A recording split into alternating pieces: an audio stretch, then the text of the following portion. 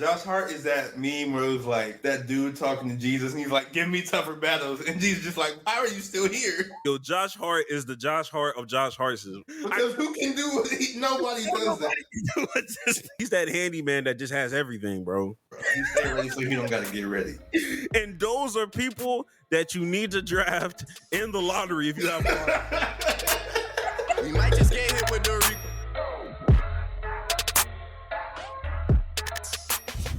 I ain't gonna lie. What's been your favorite TikTok that we posted this for? TikTok, let me go back to it. Let me see. Honestly, I know you're talking about like the recent TikTok we've been doing that's been like sort of going up. But my favorite is still the Bishop Sycamore. I'm never gonna forget that one, bro. I'm mad about that still, bro. Bro, we should have had motion on that one. That one, and then Aaron Rodgers is always gonna be one that sting a little bit for me. Which one was that? That was the Jet, like when the Jets. Oh yeah. That was not you. You edited the hell out of that one too. That one was good. Did that one to blow? I was like, this is crazy. Oh my gosh! And then I'm still like the Michael Parsons one. It was funny, and I'm still mad that it didn't go crazy. But I still think the Bishop Sycamore one. I think that was the funniest one, bro. Yeah, that was the funniest one. I wanted Will Chamberlain to blow up. That one never did blow up. You got to re-release it. You should have done that. We should have dropped that in February, or we might re-release it on Juneteenth or something. Low key, you giving me ideas. Repurpose our TikToks. Man, welcome back to another episode of the Play for Keys podcast. The only podcast where we do something different every single day, every hour. Shit, maybe even every single minute. I don't know. Starting off, we have a new segment. We have a new segment on the pod. We hear you. We see your comments. Or at least I do. I don't know what this nigga be doing. Nah, I'll be reading. The YouTube comments be funny. We read the YouTube comments, Instagram, you know what I mean? Shit, even the TikTok one on certain TikToks, you feel me? Yeah. We gonna have our comment of the week. Our comment of the week came from yesterday at RailDog8. It was a YouTube that he responded to. I think it was the NFL. The NFL players can be better, NBA players, whatever. His quote was, "These dudes are geeks who never suited up to play T-ball, let alone a full contact football game. Who cares what they think? It's not based in reality. Different minds." Oh my God! First of all, I didn't know it was a paragraph. I'm not reading all these. Hey, I did not know this nigga had a whole paragraph. My fault. I'm basically going to summarize this. Oh my gosh! It's around. Oh my God! Basketball has touch fouls and they don't get. All right, you actually trying to talk ball for real. I'm not listening to none of this. This is a casual podcast, nigga. Leave all them X's and O's alone, my nigga. I ain't even trying to hear that. And I'll have him know I did play T-ball. Actually, no, it was baseball. But during basketball, I mean, not during basketball, but during practice, we used a T-ball. So yeah, you're wrong. And I did play football. I wasn't good at it, but I did play football too. I played all that shit. Football, basketball, baseball, coach's pitch, but it's still baseball type shit. I hated baseball. Baseball is so boring. That's really why I don't like baseball now, because I couldn't get into it, bro. It was just I like playing it as a kid. Like actually playing it was cool. Mm-hmm. Like watching it, I was like, but I'm telling you, these new rules they got in baseball now, that kind of speeds the game up a little bit. Got me a little locked in, just a little bit, just a tad bit. I don't know, man. I don't know. I be trying to care when, like, because the Astros be doing good. I be trying to care. I don't be caring at all. You know, when things are done against your will, you just start to just force yourself to love it. You know what I mean? So, Stockholm syndrome. You never know, man. And then shout out to Ash, man. Always commenting some bullshit. I'm gonna leave you alone though. Oh man, we got a lot of things to tap into, and all that is really saying is I got a lot to say. We don't have a plethora of topics, but I do have a lot of things to say. As well as my co-host Jax. The first thing we want to go dive into is that NFL release schedule. The NFL is not back yet. Or did you want to talk about the football game that came out, or is about to come out? Man, we can go ahead and just bring it up. Just let y'all know that what is it? That college football game, the NCAA game. The trailer's been dropped. It's officially coming out. Exactly. What? June? Is it? I know it's not June 19th. I know it's not Juneteenth. Juneteenth? Hey, it's not Juneteenth. No, it's not. Juneteenth is kind of crazy. It's not Juneteenth, bro. It's not Juneteenth. It can't be Juneteenth. It can't be Juneteenth, right? Nah, I can't. Is it? Hold on, I'm finna look it up. July 19th. July 19th. Okay. There's no way. A month. No way. Oh man, yeah, I'm excited about this. I'm personally finna buy a PS5. In the coming weeks. I got it just for this game. I'm not gonna lie to you. I didn't own a PS5 before. This has motivated me to go ahead. Nah, my PS5. I've been playing it. My PS5 been collecting dust, bro. When that game drops, I'm gonna actually buy it. I'm gonna brush the dust off. I'm gonna play it. I'm gonna see what it's like. Cause I got tired of playing Madden and stuff. It got boring, bro. So hopefully this is a little different. We'll see. Road to glory. Road to fucking glory. Yes, bro. Road to glory. And then, man, listen. Man, y'all not ready at all. Y'all is not ready. Now, not if that's not the way. We gotta talk about some real sports with real people in real games, and that's the NFL. They finally did all their schedule releases. I really don't. Why do you like it when the NFL how they release their schedules?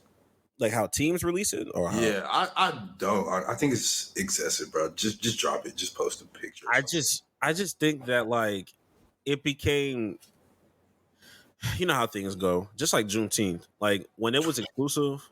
That's true.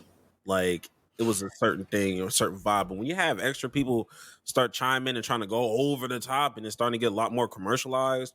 That's when I'm like, okay, I don't really care. Like, shout out to Drew Wells. I know he did the Atlanta Falcons one. I didn't like that one. Yeah, I didn't like it either, but I always am a fan of that person in particular getting the coin because they literally hated that man to success. And that is just a funny situation to be in. So I'm always going to root for him. But in the Dallas Cowboys, normally they do things I just don't care about. I ain't gonna lie. This is one of the very few like releases where I'm like, you made me chuckle. Did it have to happen? No. But the fact that you made me chuckle, I'll give it a pass. I didn't even hear about the Chargers. Normally Chargers is the one that be bodying this shit for real. Nah, they did. Theirs was cool. They did like a Sims thing or whatever. It was cool. It wasn't as good as the past ones, but it was all right. Then you got like teams like the Buffalo Bills. Theirs was they turned their 2024 opponents into pictures of LeBron. It was very weird. It wasn't funny. It was just stupid stuff like that. Like, please just drop a picture, bro. Yeah, let's just drop a picture. Y'all are not that creative. There's only so many things y'all can do. Like, it's gonna run out. Stuff's gonna get stale, bro. Like, yeah, and I think y'all should just switch up concepts instead of just like trying to be creative with the same concept over and over again. Like that time on Twitter where everybody was dropping it that one year, like that was a cool moment and concept. Do something else like that's not that. Next year, just do something regular. Just be basic. We don't have to keep one up. This is how seasons and shows get dragged on way too long. So keep doing weird shit. True. So, but to sort of talk about some of the games, some of the bigger games that was released. First game of the season is happening September 5th, and that's going to be Kansas City versus Baltimore. That's gonna be a game because everybody's gonna be healthy. Everybody's still gonna be ready after Baltimore had lost in the playoffs. So that's gonna be a good one.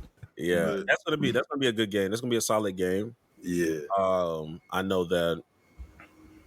I know the Cowboys faced the Browns the first week. I know that's not like an important game or a crazy game.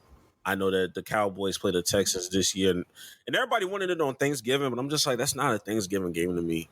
It's gonna be too stressful for Thanksgiving. You know what I'm saying, bro? I need a blowout. I need to enjoy my food, bro. So keep it something. I like it. The Giants. That's a perfect matchup. I want to eat my turkey in peace. I will be trying my best to attend that game. The Giants and Cowboys. No. I'm talking about the Texas Cowboys. That's gonna be a Monday. That's a Monday night game. Is it in Dallas? Yeah. What day? What is this? It's a Monday night game. It's November 18th, so it's around Thanksgiving. You know what? I still might do that one. Shout out to that one. But any other games that like poke out to you or? I don't really have a list of games. I just have some takeaways from it, and I know that the Jets, despite being trash last season, they're tied with Dallas and the 49ers for the most primetime games. The Panthers, they're left out of primetime because they were terrible, and they probably will continue to be terrible. Just stuff like that. So interesting to see the schedule release. I'm ready. It gets me ready for the season, so I'm happy. So yeah, I can't wait. I don't know if I can't wait, but I can't wait because I know the season's just gonna disappoint me. I know I'm just gonna get sad. He's like, yeah, just get it over with. You know how I'm probably gonna start off like 6-1, 7-1 per usual. And go downhill from there. I can't wait. All right. I can't wait, bro.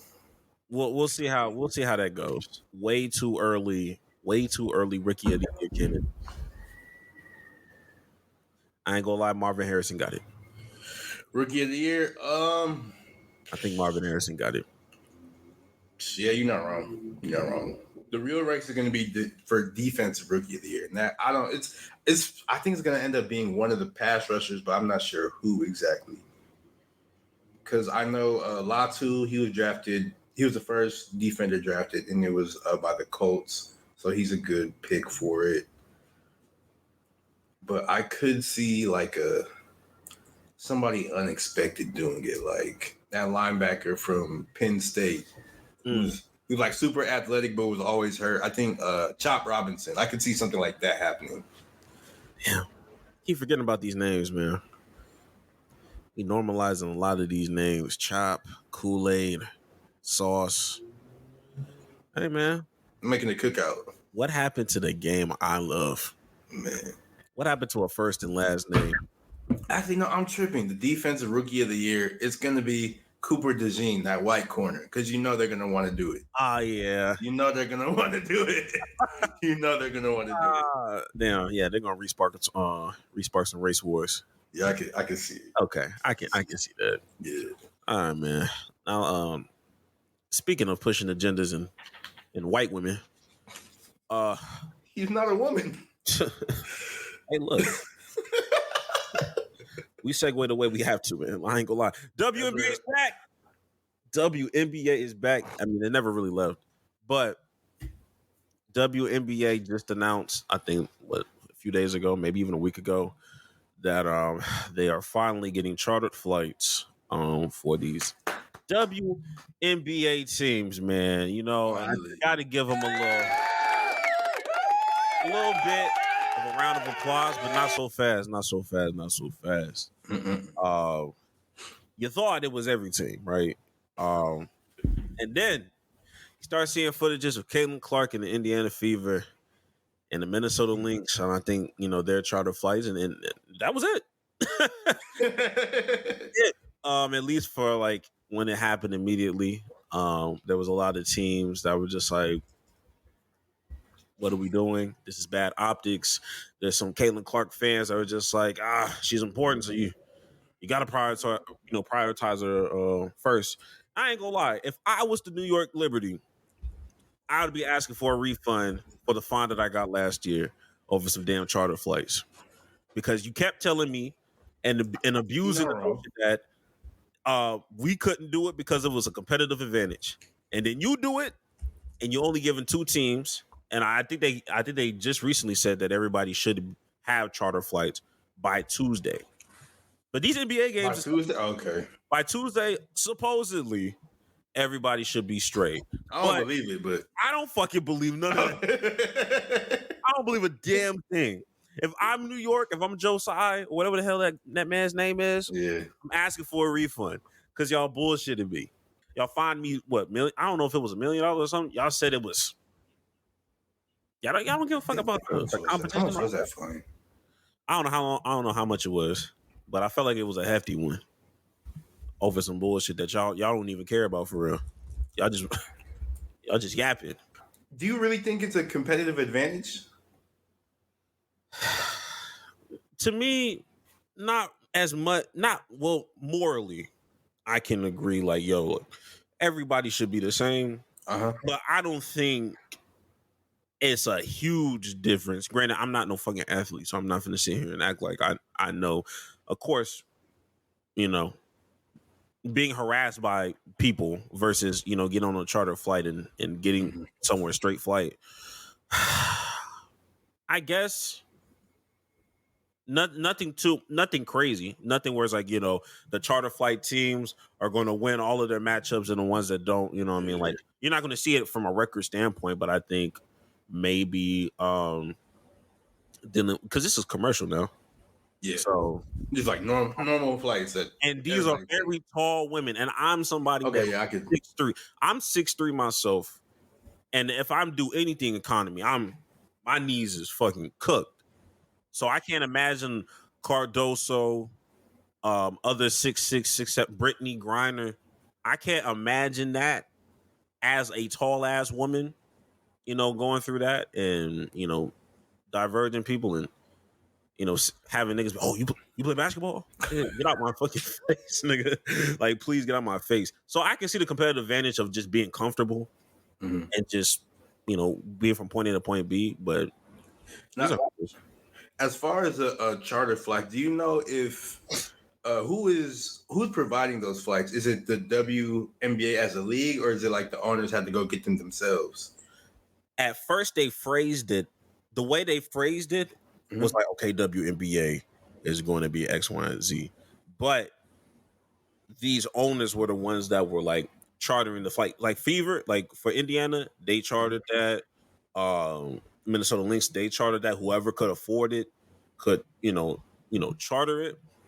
And that's when a lot of backlash and a lot of pushback of just like, y'all literally just demonized another team for doing this last year. And now, because you have no choice but to protect Caitlin Clark because niggas are fucking weird, now all of a sudden it's like, okay, we don't care about a competitive advantage, X, Y, and Z. So this new thing about everything being in place on Tuesday leads me to believe that the WNBA is going to find a way to make sure everybody is straight. But like I said, I don't know what's actually going to happen. This is just hearsay. I still feel like I guess it's not weird that Caitlin Clark is the first person to like sort of get the charter flight because like you said it was the Fever and the Lynx or whatever, and she plays with the Fever. So I guess it's not that weird because she's like the biggest person right now, but still like there are still people like Asia Wilson, even the Breonna Stewart with I almost said Newark, but New York Liberty and them, like they had the charter flight even though they eventually got in trouble for it. But it's just I don't know, it's more people that deserve the flight. I just roll it all out at once. I don't like that. It's literally Brittany Griner coming back from Russia and then having hella people harass her during commercial, in transitional commercial flights of just like bro, like if anybody needed to charter flights during a certain time, it was definitely her because she was the face of just everything going on politically for a hot little minute. So, like you said, you do it for one, do it for all. You know what I mean? If you don't have it set up straight, then it's just a bad look. And then giving Caitlin Clark special treatment, that's not gonna really endear her to the rest of the league. Because I know, I'm not sure if you watched her first game. I didn't watch the whole thing, but I saw some of that and then some of her previous game they just played. I do not remember who they played. New York Liberty. Okay, yeah, but they was on her ass, bro. Like dead ass. Like they was Jordan rules, it was like that. Like, they was pushing her down. They was hitting her. They was clobbering her. They were trying to let her know, like, this not sweet over here. So she's getting like special treatment by the WNBA as a whole. And now she's getting even more special treatment from the players. Like, it's just, it's not a good look. It's going to make it like a harder road for her. I don't know. Do you think the WNBA realizes what they're doing, or do they even care, honestly? They don't know what the fuck they're doing. They don't know what That's the problem. You can tell that this is the first time they've ever had to just do something like this. Yeah. They are doing things on trial and error. Oh, that didn't work. Oh, this didn't get received well. Well, let's do this. Like, we are seeing them operate and go audible in real time. And we don't know if they're going to look like Pat Mahomes or Mark Sanchez, but we about to find out. So the WNBA that is growing, because I think last episode we talked about, like, I think they're adding like 3 or 4 teams or something like that. They're growing, like, they're getting actual eyes on the audience. I'm starting to see a whole bunch of, like, just in general, you see more commercials with them, with WNBA players in them. You see, like, they're getting brand deals with, like, what's it called, like Skims or whatever. They're getting, like, stuff like that, which is stuff they should have been getting, because they're a women's sports league, so why would they not? But it's just, they're really getting eyes on them now. So I think the WNBA, they need to tighten up, because this is, like, if they play it right, it'll probably never reach the NBA level of anything, because NBA is just out of here, you know. But if they play this right, they could blow up pretty big. Yeah, but they just have to play it right, and I don't know how much faith I have in them to do it, but I honestly hope they do, because it'll be good for the sport. It'll be good for sports media. It'll be good for the women playing. So I hope it happens. I hope it happens for sure. Absolutely. And I think the discourse about Caitlin Clark, yes.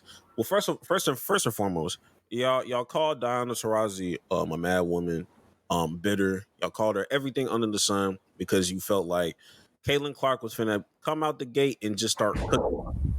And I'm here to tell y'all, these are still professional athletes that know how to play basketball. Yeah, everybody good, bro. Everybody good. Everybody is good. You know, look, Caitlin Clark is a savior for sure in certain things, and she's going to globalize the sport. She's going to continue to, put more eyes on it. But to sit here and act like she was finna come up there and drop 30, drop 40 with high efficiency, no. Yeah. On top of women already just like, yo, we here to humble rookies anyway.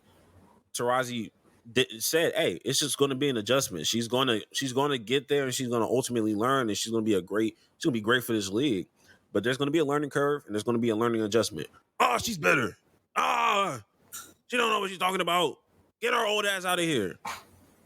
All right. She was getting clamped. You know what Diana Taurasi did that same night? She dropped 30, went 7 for 10 from the 3-point line. 70% from the 3-point line. At her old ass. So it's just, look, sometimes everybody's not a hater, bro. It's okay to just understand what's going on. It's nasty. Yeah. Caitlin Clark, she'll revolutionize WNBA and everything, but even Wemby got cooked his rookie season, so nigga got cooked in the summer league. We still talk. Yeah. Well, people don't talk about Kai Jones. They swear they want to erase that footage. That nigga got dunked on. He got dunked on. And where is Kai Jones? He's with the Clippers now. Yeah, he cut his head like he's Michael Jordan. So yes, a different guy. That man was not crazy. You're right, Jax. That man was not crazy. I just think he's weird. Like, I think he's just a normal weird, and he just was on video dancing. I don't think he's crazy. I think he's just a weirdo. He dyes his hair. But it is what it is. It is what it is. And then y'all people that just keep talking about this Caitlin Clark discourse, my God, leave it alone. It's not that deep, bro. Y'all make everything so. It's okay, bro. Like, just watch the basketball game. Men and women that are doing discourse right now.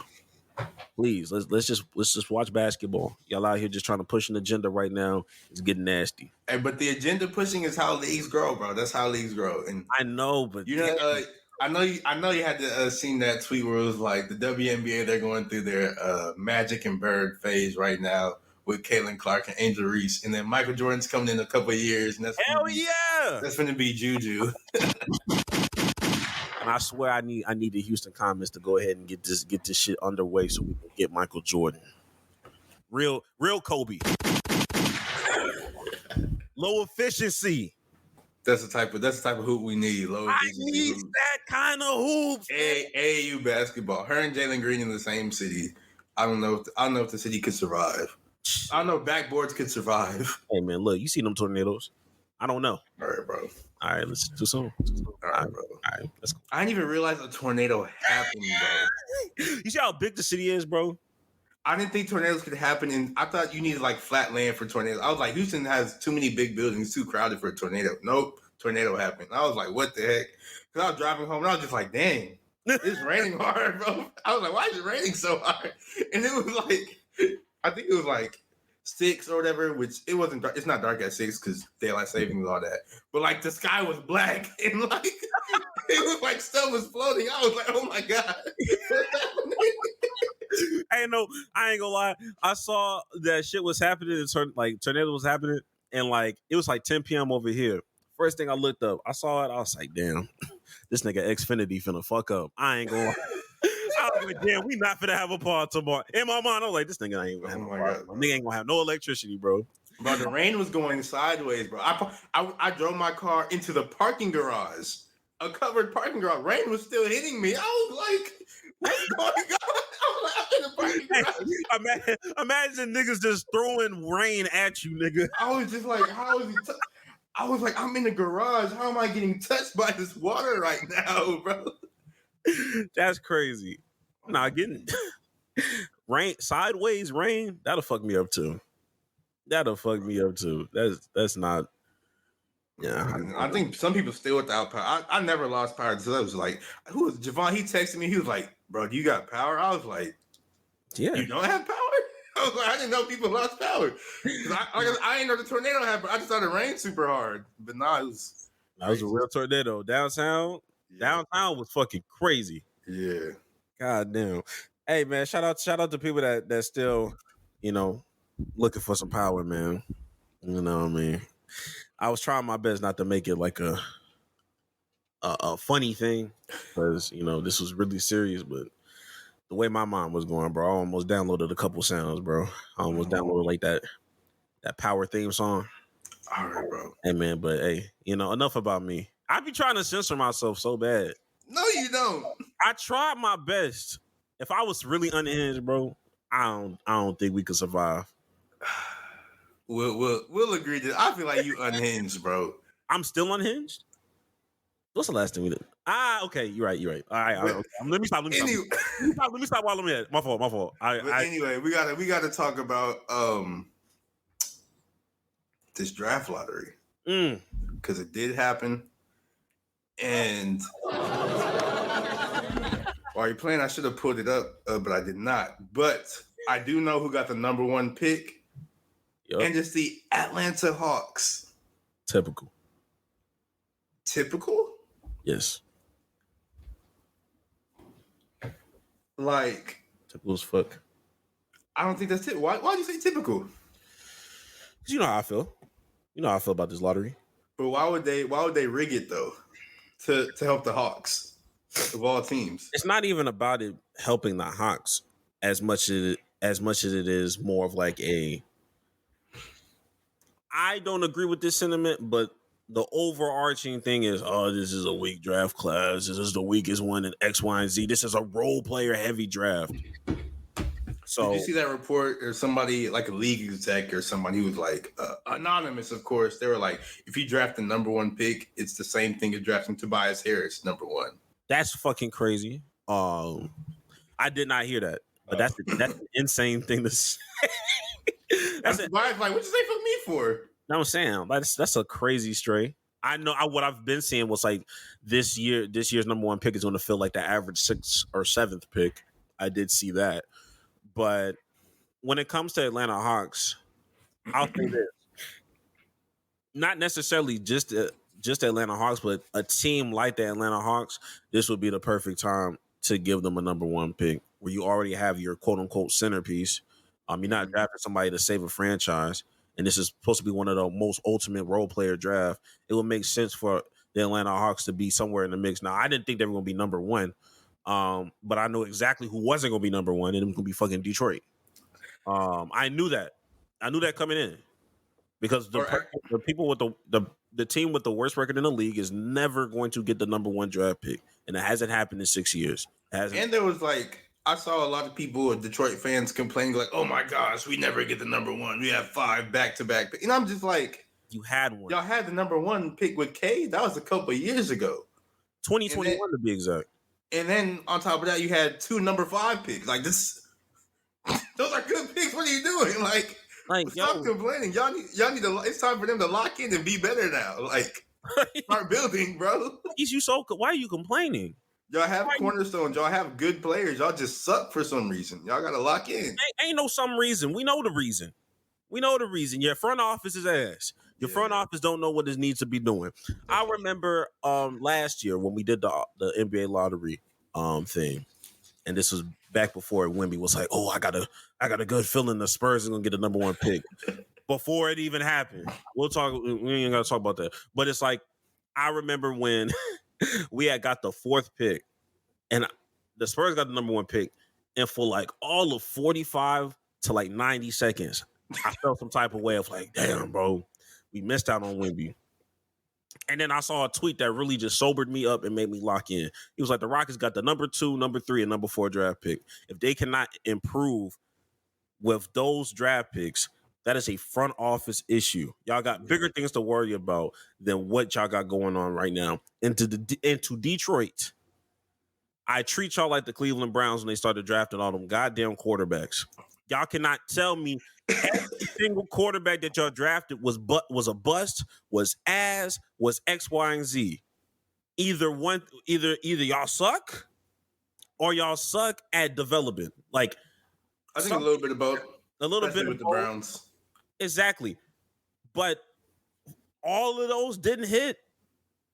Just like with the Detroit Pistons. We do not even know how, to this day, we be having conversations on the pod. We do not know how good Cade Cunningham is because y'all don't know what the fuck y'all doing. And y'all don't know. And y'all don't know who to surround him with. Y'all don't exactly.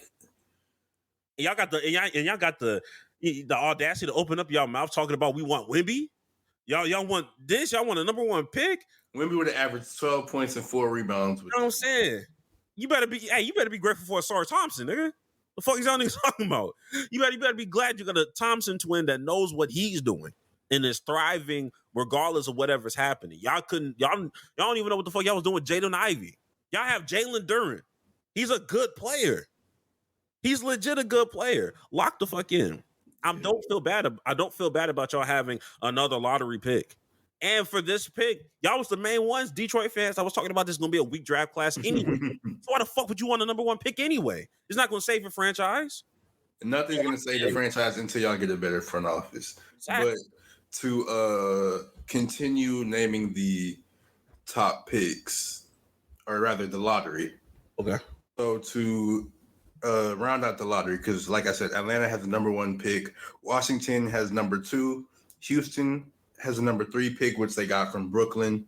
San Antonio's number 4. Detroit's number 5. Charlotte 6. Portland 7. San Antonio again is at 8. They got that pick from Toronto. Memphis is 9. Utah's 10. Chicago's 11. OKC is 12. They got that pick from the Rockets. Yep. Sacramento is 13. And Portland is 14. And they got that pick from Golden State. I am, as an Oklahoma City Thunder fan, I've told Greg this multiple times. I don't care who they draft. I don't want them to use a pick. I still think they have too many good players, bro. And people are like, oh, that's a good problem. I don't want problems in general. A good problem is still a problem. I don't want a problem. Hey, that's fire. That's a fire line. A good problem is still a problem. Like, I don't want problems, so it is what it is. See, they're still in the playoffs right now, so I don't even really care about that for real. I don't care about that draft for real. Yeah. But Memphis with the 9 pick, I think they could really, yes, we said this is a role player draft, but Memphis, they're a good team. They just happen to have Ja hurt. So if they could get a nice role player at 9, they could cook. Same with San Antonio, because they got 2 top 8 picks. They could really do something. Like one of them picks probably going to be a guard. Absolutely. I mean, it has to be a guard. And then the other pick, I'm not sure. The other pick, I guess, obviously a wing, but get them players with shooting, players with talent. They could do something. They might can sneak into playing. Yeah.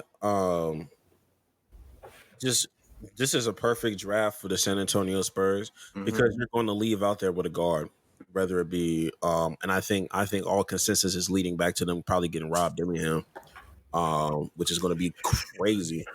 I honestly don't think so. I don't think because I feel like he's small and Wemby's going to be able to make up for like his lack of defense because I think he was only like 6'1" and like 160 pounds, like literally, which is crazy.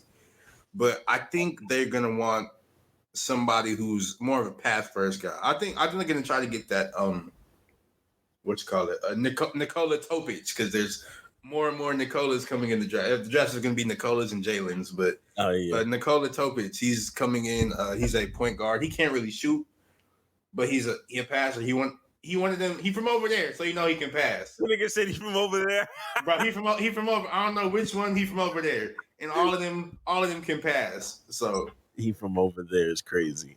But I think that's who they're gonna get, unless they trade for Trae Young. They're not doing that. What do you think? Like Atlanta has the number 1 pick, and they have a good problem because they have the number 1 pick. They have a star in Trae Young. They have a star in DeJounte Murray. Ain't nothing good about that. You just named some shit. There was nothing good about that. Bro, stop. Trae Young is good. DeJounte is good. Having the number 1 overall pick is good. But like, what do you think Atlanta's going to do? Because they can't keep all of those. All three of those players will not be on the roster opening day. So what do you think they're going to do? I ain't gonna lie. They got like a log jam. You said that, and then Atlanta like, hey, yo, watch this. Watch this. Honestly, you might not even be wrong, bro. You might not even be wrong. Bro, you see what they was doing on the football side of that city? Anything's possible right now, nigga. I don't want to. What they should do. They're going to draft Rob Dillingham. That's fucking Now that's crazy. But what they should do is get DeJounte Murray up out of there. Get Clint Capella up out of there. They've been trying to get Clint Capella out. This is just not happening, bro. He could have been out there like 2 years ago. They've been dying to get him out of there. That's Indiana's Miles Turner right there. They've been begging to get this man up out of here. That should have happened 2 years ago. Y'all need to go ahead and get Alexander Sarr, and continue to kind of fill around. What I know they're probably not going to do is trade the pick. I just don't think they're going to trade that pick. I think they're going to use that pick. Trae Young is young enough to go through a small rebuild because it's the Eastern Conference. It's not going to take forever. They was just in the play-in. It's not going to take them forever to get back into playoff contention. They are the definition. They was in the Eastern Conference Finals a couple of years, even before that. Yeah, and I consider that an outlier, but it happened. At the end of the day, it still happened. You need to get rid. I don't know if Sadiq Bey is still on that team. Get that nigga up out of there too. Y'all just need to clean house, bro, and just stop holding on to players that are not going to do anything for y'all. And just kind of rebuild around Trae Young. Stop treating Trae Young like he's Luka Doncic, and giving him pieces that just don't make sense for him. But yeah, I think you had said it in an earlier podcast. Like once they got to the Eastern Conference Finals, it was sort of like a mistake for them because they tried to like accelerate their rebuild. Yeah, or they not even accelerate their rebuild. They try to act like we have arrived already. No, you're not. You weren't. You're supposed to keep building. You were supposed to just flip some players, get some people back. Like, you know what I mean? That's the time when you start doing. You start, experimenting a little bit and saying, "Oh, I wonder what Tobias Harris was like on this roster instead of who y'all had before, instead of DeAndre Hunter or whatever." And I don't even like Tobias Harris like that. I guess. No, like I don't. Like I said, I don't like. I get what you're saying. Though. But just doing certain moves, like okay, like keep elevating instead of we're gonna do this. We're gonna run it. No, we're not running shit back. Do something else. And this is why you're back here. And I looked at their overall record, like career wise, they are the definition of mid. I think they're a legit 500 team as a historically they are 500. So bro, That's sort of hard. I'm not gonna lie to you. That's sort of live, bro. I'm not gonna lie. Nothing live about that, bro. That's hard, bro. Stop. Your whole entire I don't know how long they've been around, but that's hard, bro. I know they want to be better, but that's hard to be. Nah. I'm sorry. Bro, I don't care what you do. That's hard. You're not convincing me that that's a good thing. Oh, well, that's another good problem to have, huh? No, it's a mid problem to have. It's a mid problem, mid issues. Yeah. But yeah. But keeping on basketball, let's talk playoff. Let's talk playoffs because the Cleveland Cavaliers have finally been put out of their misery. They they lost to the Celtics by a score of big to little. I don't remember because I didn't watch that game because everybody on the Cavs was hurt. Donovan Mitchell was out. Jared Allen, he was still out. Karis LeVert was out. I believe Evan Mobley was out. So it was. He was hooping. He was still playing. He was hooping? Yeah, Evan. It was 4 players out. Who's the fourth one I'm missing? No, I know Evan Mobley and Marcus Morris was. Yeah, okay. Shot for shot. It was 4 players out. I don't know who the other player was, but regardless, they're out of their misery finally. Thank God. Why do you? I have a question about the Celtics. Okay. Or really, not even about this. Just sort of two Celtics fans. Even though you're not a Celtics fan, but I just have to say it. I see a lot of people always complaining about, Jason Tatum. He don't get the love that other younger players who are less accomplished deserve. You hear people always put Luka above him. You hear people starting to put Shea above him, put Anthony Edwards above him, Devin Booker, even though he's older, but they might put him above him as well. And they're always complaining about that, but I don't understand their complaints because Jason Tatum, he came into the league, he had higher expectations than most of them, but he met those expectations. And because he did that, now we're demanding more of him. And I think that's what we should be doing, right? We should be demanding more. We should be expecting him to be better. So him going through all these playoff series, reaching the finals, this, that, and the third, that doesn't move me. That's not impressive because he's been doing that. Now we need something to say he's really arrived. We need him to win a championship. That's why I'm not really impressed with anything the Celtics have done so far until they win a ring. Yeah, I don't understand why they care about what the optics are around Jason Tatum. Also true. If I was a Boston Celtics fan, I wouldn't be concerned about what other people are worried about. Nigga, y'all have a great roster.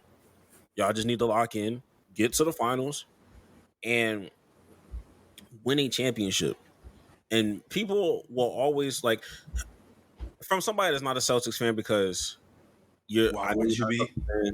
Nobody should be. But I do want to ask you this question. When was their how long has their championship window been? What has been the start of they are officially competing for a championship under Jason Tatum being that guy?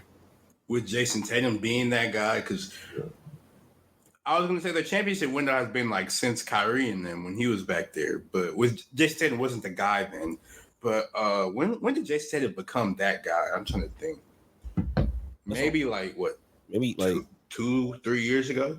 Was it 2020 or was it? I don't remember what 2020 was. I don't know. Was it bubble or no? I think so because I don't think Kyrie was. Kyrie was with the Nets in the bubble, and he wasn't even in the bubble because he wasn't in the bubble. Yeah, all that other stuff going on. When did he become? I'm trying to think. When did he become that guy? Where it's okay, this is solidified. This is our guy, and we're gonna go through him. Because Celtics will say this is the second year of it truly being that guy, but I also know that they are biased fans, so they're gonna feel a different way. But I'm looking at NBA reference right now, and his first, the first time he got an MVP vote was in 29 or when he was 21 in the 2019-2020 season. So that's a crazy time to get it. Now that was only his third year, but I think he really became that guy that 2021-2022 season. 2021. Because he was first team All NBA. He got MVP. He of course didn't win the MVP, but he got MVP votes. He was averaging 27, 4 assists, 8 rebounds, shooting 52% from the field, 35 from 3. I think that was probably around the time he became like really solidified that this is me for real. Now that was when he was 23. So this is okay. So that's when he was 23. So this is going on his. He's 25 now. So this is his third season as being that guy for the Boston Celtics. Yeah. And even in that shed, it's like, okay, it's been 3 years. Yes, we expect more of him, and I get what they're trying to say, because most people that are winning championships aren't really winning them until they turn like 27 for real, 28. Like, I get that, but if I'm a Boston Celtics fan, I don't really care about what people got to say. Like, like people have shut the hell up about Giannis as soon as 2021 ended. They stopped talking about Giannis as somebody that's, can't get it done. All you need is win. All you need is win for niggas to shut up. As much things has happened with Kawhi Leonard, he got 2 of them things. So only a certain thing that, there's only a certain amount of criticism that you're going to get for like Kawhi stuff. And Jason Tatum is just like right around that age where LeBron was at, where they was like, damn, like when is it going to happen? Will he finally turn the corner here? Because LeBron was 25 when the decision happened, and so LeBron was the same age when the decision happened. Really? He was 25? Yes, bro. Like, looking back, like, exactly. Yes, bro. I thought that nigga was 27. But no, he turned 27 when he won his first ring. Yeah, because they didn't win that first. So they didn't win that first year when he was 26. So he was 27 when they won the first one. But yeah, he was 25, and they was just going ham on him at 25. They were. So like, this is just sort of just like par for the course with Jason Tatum. Yeah, and for Anthony Edwards and well, I'm gonna just stick with Anthony Edwards for sure. Yeah. Anthony Edwards is 22, so people still don't. He's exceeding expectations like crazy right now. They're calling him Michael Jordan. Like, and look, and in 2 years, if nothing happens between now and then, we'll have those similar conversations like we're having with Jason Tatum. And right now, Anthony Edwards, he has 2, or not even 2. He has 1 built-in scapegoat in Karl Anthony Towns. Like Jason Tatum, he doesn't have any of those. Like, his roster's too good. It's always been a little bit too good for him to have anything like that. Yeah, exactly. And that scapegoat finna expire real fast, because we've already established that Anthony Edwards can rise above any ignorance or stupidity that's around him. We've seen it night and day. I don't know, man. When Cat be getting them 4 fouls in the first half, I don't know. It's a little hard. Hey, a little hard for him to rise above. And we've seen how this team responds without Rudy Gobert. Yeah, that's true. So look, I'm here to say that that doesn't affect Anthony Edwards' performance. I'll say that. Win or loss, okay, we get that. But Anthony Edwards' performance, we don't care about that. And that's the thing. That's the main issue with Jason Tatum. People wouldn't be so hard on him if we didn't have these duds from this nigga. Like, we need to stop acting like the main thing that happens is like, okay, like, we need Jason Tatum to answer and respond, and you giving me 5 points going into the fourth quarter. What the fuck? Wasn't it like? No, I could be wrong with this stat. I probably am. I can't remember who the name was. I think they said it was PJ Washington, and he had like more 25-point games in the playoffs this season than Jason Tatum. It was something I saw. Probably so, because PJ. I think it was something like that. I could be wrong, but I really think that's what the stat was. Maybe it was a different player, but it was somebody who shouldn't have more 25-point games than Jason Tatum, have more 25-point games than him. And it's just like, what are we doing? It's supposed to be your time, but whatever. They beat the Cavs.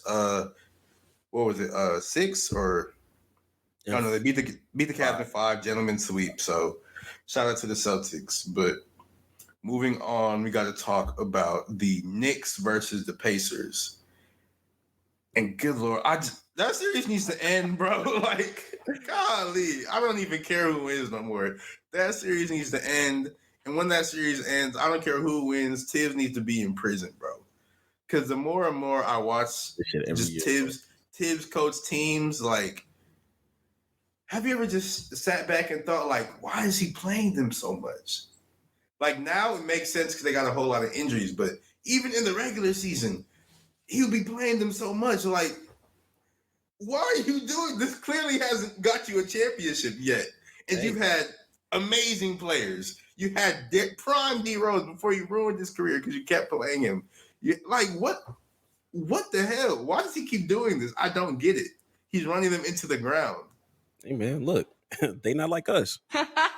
They not like us at all. That's what Tim said. Hey, they not like us, man. Nobody's like that. That's why everybody gets hurt. They not doing the first 48 like us, nigga. That's why everybody gets hurt, bro. That's why everybody gets hurt. I don't get it. Like, why hasn't he changed? I don't get it. If it ain't broke, don't fix it. It's clearly broke. Everybody's broke who does this.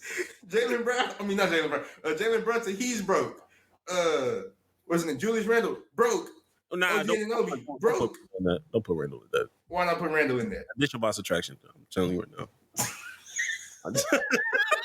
It's not, I don't want to do that. I want to do that to my guy. Hey, look, I'm trying to tell you. Mitchell Robinson broke. Like, all these players is broken because Tibbs. Like, stop, please. You're killing them. You're killing them. But he ain't killed Josh Hart. Josh Hart is that meme where it was like that dude talking to Jesus and he's like, give me tougher battles. And Jesus just like, why are you still here? That's what Josh Hart is. No, I remember, I think I sent this to you about, like, you know how we be doing like the Paulo Banchero is the James Harden of the bro. That was when he was like, yo, Josh Hart is the Josh Hart of Josh Hart's. And I couldn't agree. Because who can do what nobody does that. That's the best one. Josh Hart is the Josh Hart's of Josh Hart's. That's what it is. And Josh Hart, bro. Fucking Josh Hart. He's that handyman that just has everything, bro. Yeah, bro. Just random shit in his car, bro. But he's prepared for anything, any battle. He's staying ready so he don't gotta get ready, bro. He's staying ready so he don't gotta get ready. And those are people that you need to draft in the lottery if you have I don't give a damn what kind of talent you have. I don't care what upside you have. You got a number 5 pick, Detroit. You draft a nigga like that. You draft Josh Hart. You draft Josh Hart at 5, nigga. Oh my goodness. But I wanted to pose this question. I know we had other games that we have to talk about, but I did want to ask you this because somebody else asked me this. What was better, the first round or the second round of the playoffs? What was a more series? I have my answer, but I wanted to know what you say first. I think I'm going to go first round just because I think there were simply more games. Like the Western Conference, it had more. Like the Eastern Conference, I've already said multiple times during this episode, I've hated the Eastern Conference playoffs. They sucked. No team. I've hated because the only good team is Boston. Like, Boston's going to walk through the playoffs. They're going to get or they should. But they have the easiest path ever to get to the finals. So, like, that's why I haven't cared about these Eastern Conference games because we already know, like, the outcomes are already determined. Like, the Western Conference, it's more competitive. And that's why I like the first round because just off the strength that it was more Western Conference games. It was more competitive games. And you sort of didn't know what was going to happen. So that's why I like the first round more. I like the first round more because there were just more stars in general. More stars in general. And even when you said the Eastern Conference was unwatchable or whatever you were saying, I still got a chance to see Tyrese Maxey push the shit to Game 6. That was a good ass series. That was probably the only. Tyrese Maxey's insane. That was a great series. Which, in my opinion, I hated that Joel Embiid went down the way he did because that shouldn't have been a first round matchup. That should have been a second or a third. The way them boys was battling out, and I think that watching Doc Rivers' demise was entertaining. Even though the Lakers got swept, you still saw Jamal Murray hit game winners. Like, you know what I mean? Like, there were entertaining stuff. Like, they got swept, but them games, or they didn't get swept. They won one game. Right? Oh, they won one game. Still, they was close. Yeah. Like, despite the fact that end up losing the series. Every game, for the most part, was pretty close. So. And Anthony Edwards was just going crazy, talking crazy to Phoenix. Like we don't have to talk about that one. We're not talking about that. I touched the nerve.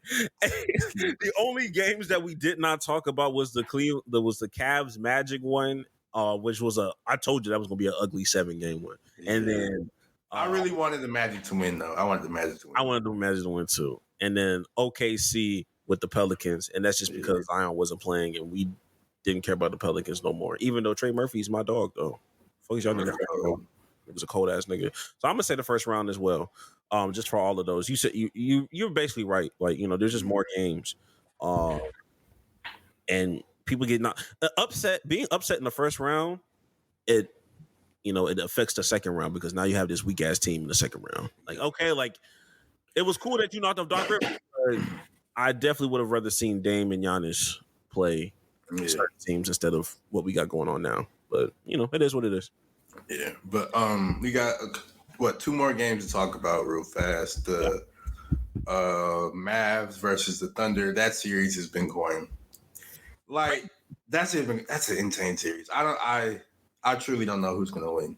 I have to make apologies, but it's fair. I would like to make a formal apology to PJ Washington. I was talking my shit, talking about how much can I depend you to score 25 like that, and you kept doing it. You dropped 55 like that. I'm like, all right. Let me run my respect because this nigga going crazy right now. No, he's having a great playoffs. Yeah. Shout out to him. Shout out to Derrick Jones. I knew Derek Lively was going to be fire. Like, Derrick Jones has been going crazy. Derrick Jones has been going insane. God, like they look when the role players know how to roll. Yeah. Hey. Role players on a roll, bro. But I know you saw that. Which game was it? Game 5? The most recent game? Nah, the game where Shea just decided to take over from the mid range. Oh yeah, that was. We were talking about that last pod. We was like, "Yo, OKC know how to pick a guard that know how to hit a good automatic from mid range." Nah, Shea's been going crazy, and that's like last game. I don't.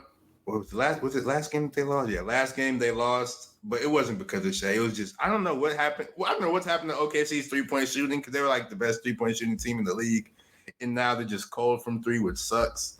But it hasn't been because of Shea. He's been putting his backpack on and trying to will them to a win in the series. So this series has been a great one to watch. It is interesting to see Kyrie. He be shooting like 9 shots and 11 shots and stuff like that. He only really had one big game this series, so that's sort of surprising, but it don't really matter because they're still winning. So shit, Kyrie last series. That was another reason why that first round was great because they was playing the Clippers. I forgot. That was going crazy. My God. But I will say, you think this goes 7, right? You still think this goes 7? Yeah. It has to. It has to, bro. It has to. Yeah, man.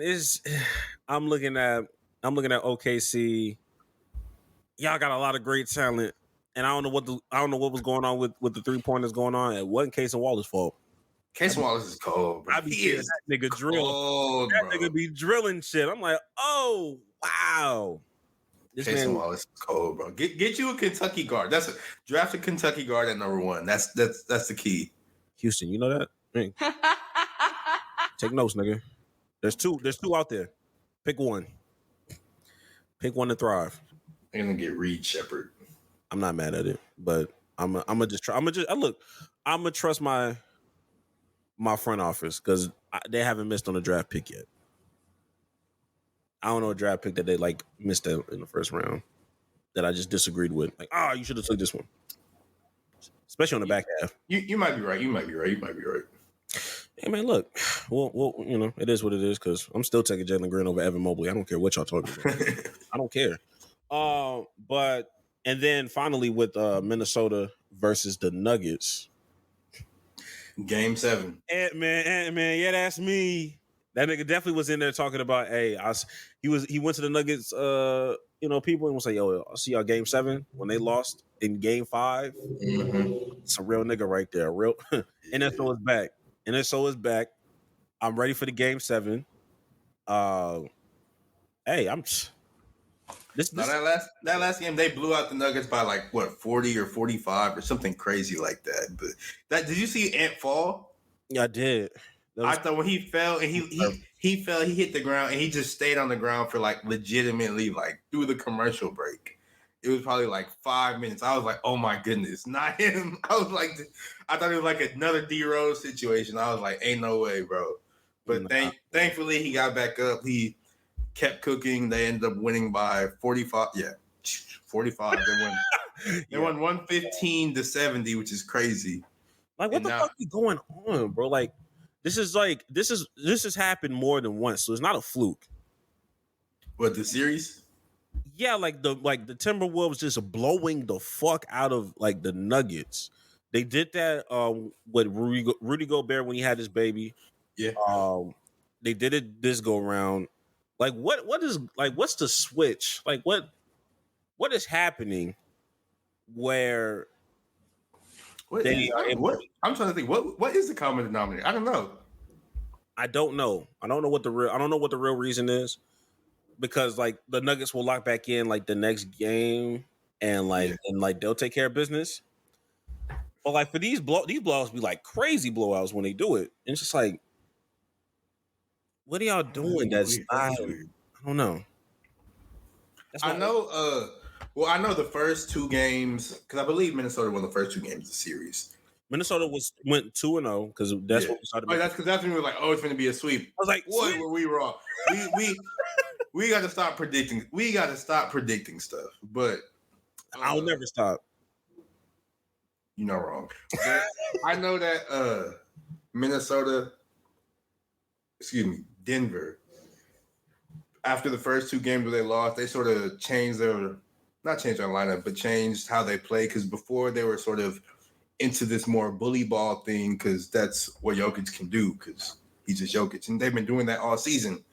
But after game two, they changed everything up. They're more spread out. They had different people bring the ball up the floor, because before you saw Jamal Murray get jumped by Alexander Walker and McDaniels trying to come up the court. But now they have like a bigger person like Aaron Gordon. He'll bring the ball up the court. You can't really do that to Aaron Gordon because he's 6'10", like 240, and can handle the ball. So they have that, and they're more spread out. So it's a lot more passing and everything, and less bully ball. Because Minnesota, they're sort of built to combat that bully ball, because they were built by the same person who built the Nuggets, so he knew how to destroy them. But now they're playing a bit differently, a bit more outside, spacing things out, and that's how they got a couple wins. And I guess last game, I don't know what happened. I don't know why I don't know why Denver lost so badly, but I'm just excited for this game 7, because it's been a very back and forth game, and this is where legacies are made. Game 7 in the playoffs right now. Like, this could be something for real for Ant, and it can also be something for real for Joker. So it's going to be very, very, very interesting to watch. So I can't wait. Who do you think is going to win? My mini hot take is that in order for Timberwolves to win, it would have to be It would have to be a repeat of how the Mavericks faced the Phoenix Suns in that Game 7. It got to be one of them crazy blowouts where it's like, my nigga, what the fuck? Get them niggas out of it early. You think it has to be a blowout? I don't think that Denver's not going to let it be a blowout. They can't. Joker's not going to let it be a blowout. Yeah.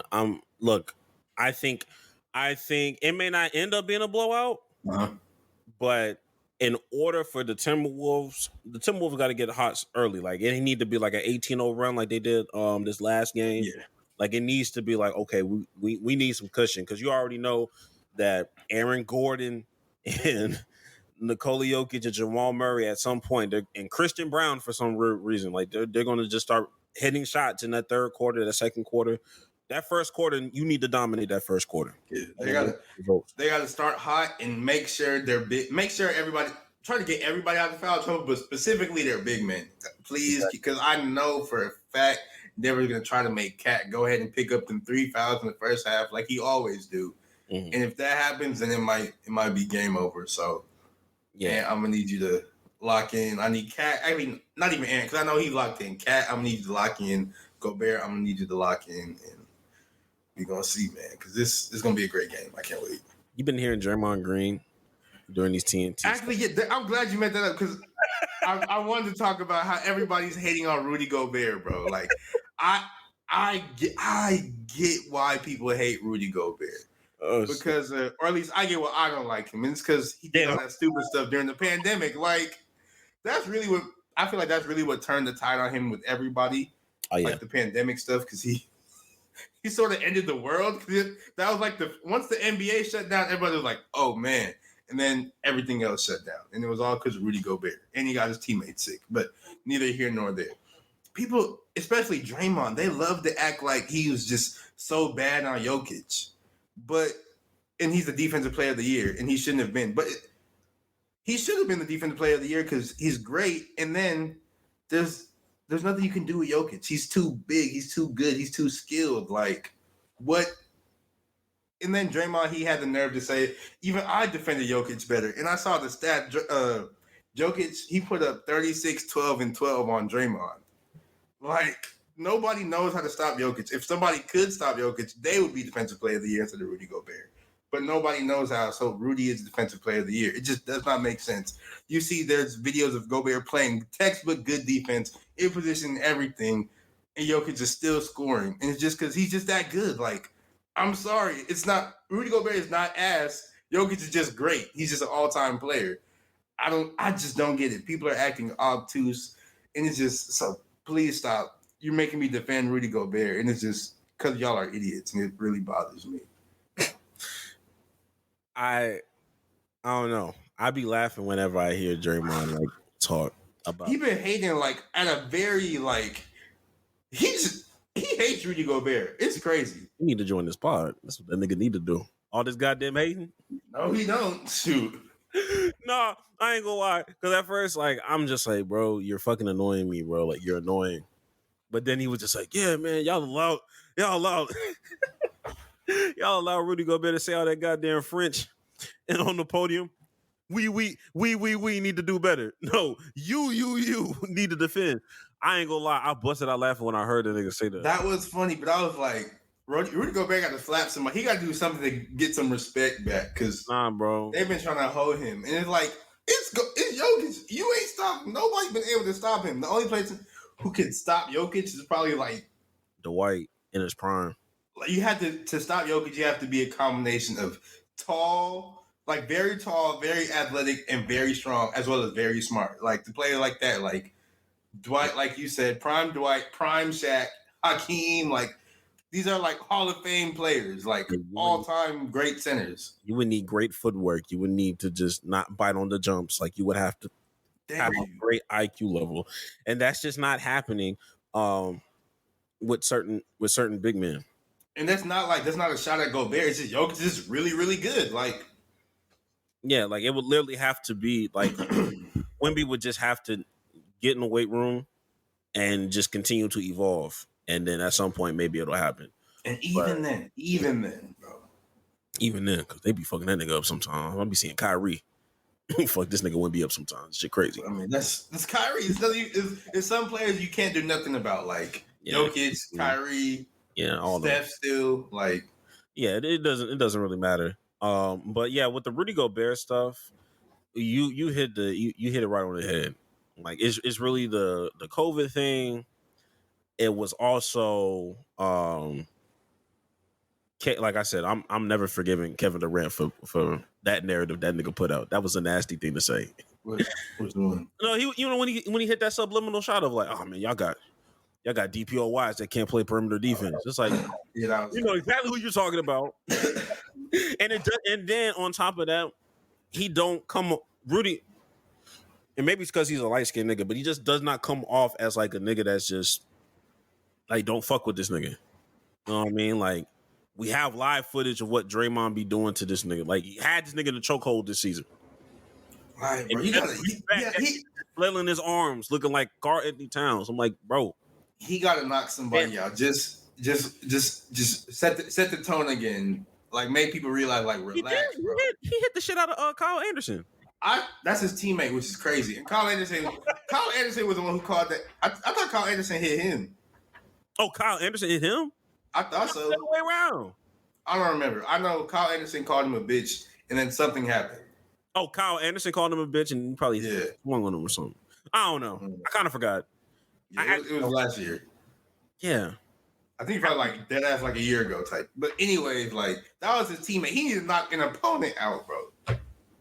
Just set the tone. Make people realize, like, all right, maybe we should relax, bro. Nah, you gotta let niggas know, hey nigga, I'm a father. I'm a father now, nigga. Watch your mouth. Sometimes you gotta pop out and show niggas, bro. Perfect response. Will he do it? No, he won't. And that's why this conversation stops where it stops. And that's why we pop out and get these goddamn hot takes out the fucking way. That's what we do. Gosh. That's what the fuck we do. Jax, you got your hot take? Yeah. You want me to go first? Go ahead, man. All right. My hot take, this is not a sports hot take. I was thinking about it the other day. I don't even really know how it came to me. And I'm really not sure if I can elaborate any further on this hot take. And when I say it, y'all are going to look at me crazy. But my hot take is I think that a taco is a sandwich. I can't explain it.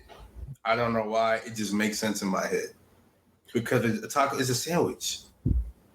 And I guess for me, I'll agree with you if I feel like damn near everything's a sandwich. So, like, is a hot dog a sandwich to you? No. It would have to be if you think of tacos as a sandwich. I think a sandwich has like two pieces of bread, I feel like. And a taco? I mean, it doesn't have bread, but it has a tortilla. But that's just one tortilla, though. But I feel like because it sort of folds over and wraps the whole thing up, it makes it. And a hot dog folds over and wraps. It doesn't wrap the whole thing. There's still like an empty like layer at the top of the hot dog where you can put your condiments on with the taco. Most tacos, like I'm thinking of like if you do a hard shell taco, like there's openings right there to put your shit on top of it. Yeah, but I was sort of thinking of a soft shell taco because it like wraps up, you know? Oh, so your shit closes? I be filling my shit up. I ain't gonna lie. A soft shell taco? Yeah, like a corn tortilla. Oh, I guess. If you eat the street taco, like that shit is just like it's just like flat, and then like you just. Oh, fair enough. Fair. Now I think about it. Yeah, I don't know. I feel like, and then like a hot dog, it can't really be a sandwich to me, cause like yes, you can put stuff on the hot dog, but we can. You can't really put like all the sandwich stuff on it. You know, like you can just put condiments for real. You're not putting no lettuce on a hot dog. You're not putting you might put cheese on a hot dog, but you're not putting no like slice of cheese on a hot dog. Like so that's why I don't think a hot dog really fit in that category. Slice of cheese on tacos though? Oh, fair enough. No, I'm thinking of the sandwich point though. But if you're saying a taco's a sandwich, then I'm like, you put chili and cheese on there's chili cheese dogs. So is a taco a hot dog then? Like I'm saying, if a taco's a sandwich, then I would assume that a hot dog is a sandwich as well. I don't think a hot dog is. I feel like a hot dog is a completely different thing. Then the way you're describing the sandwich, it was just like, okay, a sandwich is a sandwich, and a taco is really just a hot dog. I feel like I don't think a taco can be a hot dog just because it's hard to just say that a taco is a hot dog. Yeah, because I feel like pause, of course, but like the dog that's in the hot dog, like it's a whole like it's a thing. Like with tacos, it's ground beef or it's like chicken or something. Like it's like with the hot dog, it's one singular thing, which is the dog that's in the hot dog. Like the dog that's in the bun, it's only one thing. But with the taco, it's multiple. You know if that makes sense? Yeah, I mean, essentially, you're like chopping up. Yeah. Versus, because if you just had like one big ass steak in the taco, that'd be insane. That would be insane. Because how are you doing that? Yeah. Damn. But I mean, like, I get what you're saying, but I feel like a hot dog and a taco is too similar for them to not be one of the same. Like, if you're going to put them in the category of sandwiches, like, I feel like that's a sandwich. I feel like What else is burgers are sandwiches too, right? That's a sandwich. Yeah. What else are sandwiches that people don't think are sandwiches? I don't know. Yeah. Like you got the Mexican sandwich tortas. Like tortas are Mexican. But those, like, everybody knows those are like if you got bun, it had like a bun on top, bun on bottom. That's clearly a sandwich. Do you feel like there's a difference between a hard shell and a soft shell, like a soft taco versus, you know what I mean? Like, is there a difference of one being a sandwich and one not? Like, is a soft taco a sandwich and a hard shell not?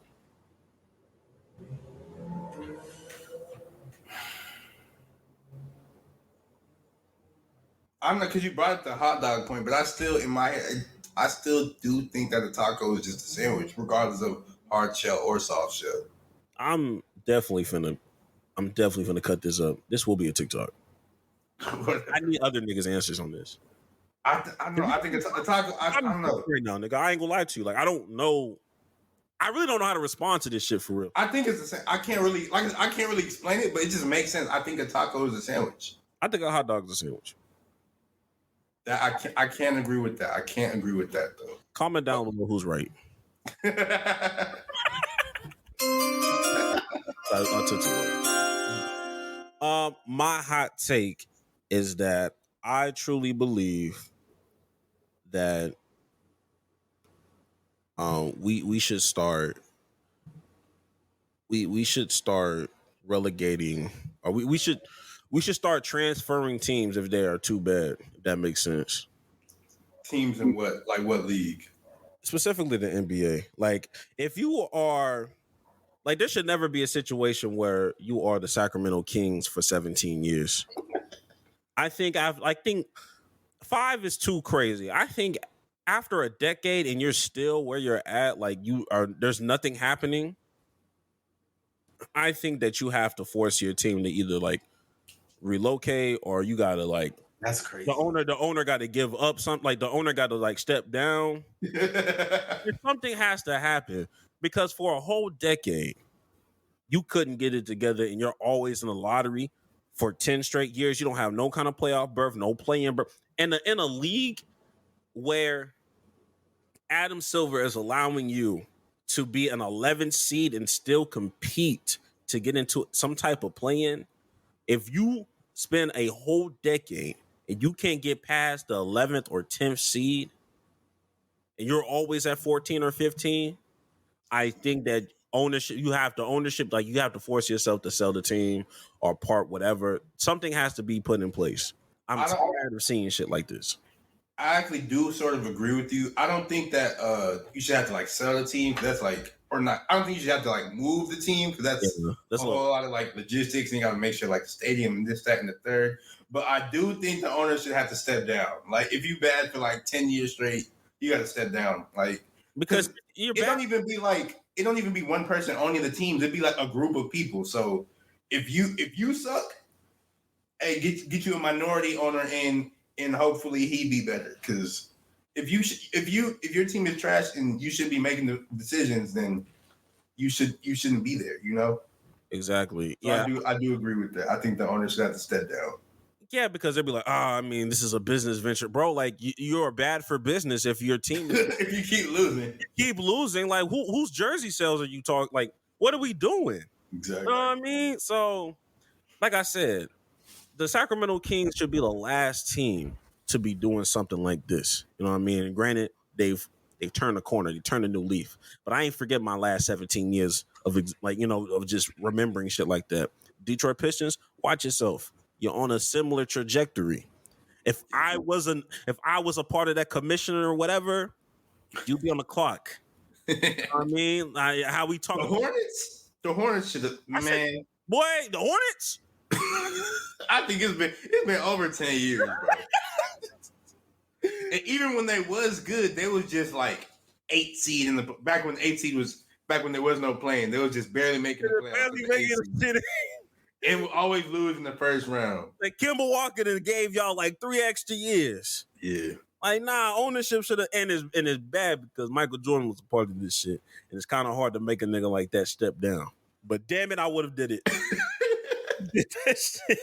No, Kemba Walker, he need to be the owner of the Hornets, bro. All the stuff he did for that franchise, he need to be the owner of the Hornets, bro. Boy, now they got him overseas. Through it all, I still wasn't watching Hornets basketball. I was just watching highlights. I was watching that nigga drop 60, and it's like, damn, get this nigga out of here, bro. And by the time he got out of there, he was too old. So it is what it is. But that was my hot take. Hot damn it, I forgot to do this shit. But better late than never. Y'all know what it is. Donations. Absolutely. Donations. You gotta donations. Gotta collect the coins or something. Donations. All right, man. Let me get the fuck out of here. Any last words, Jax? Hey man, want to change your life? Please go do some life changing shit, bro. Yeah. And for me, I'm gonna set it to y'all straight. Y'all new WNBA fans, shut up. Shut the fuck up, bro. My fault. I'm actually like tired of the Discord. No, you don't even be talking like that. I don't know why you be. You guys like nigga be chatting for real. You be saying some funny shit just in general. I think you said something crazy. No, you didn't say nothing crazy, but you said you did something in our chat concerning like Drake or whatever or Rudy Gobert. They was doing like the Drake lyrics over like Rudy Gobert. Oh, so you put on the TL. I was like, all right, that was funny. But like, you don't be talking about WNBA like that. You don't be in Caitlin Clark discourse. They also need to damn, that should have been my real hot take. I'm gonna save it. My fault. Right, for sure. Let's get the fuck out of here. Like and subscribe. Right. Keep commenting. We do this shit every single day. I'll see y'all niggas next week. Touch water, touch grass, drink water. And what I keep forgetting to say, go get some bitches. Cause this is y'all doing too much. Go get some bitches. Stay locked in.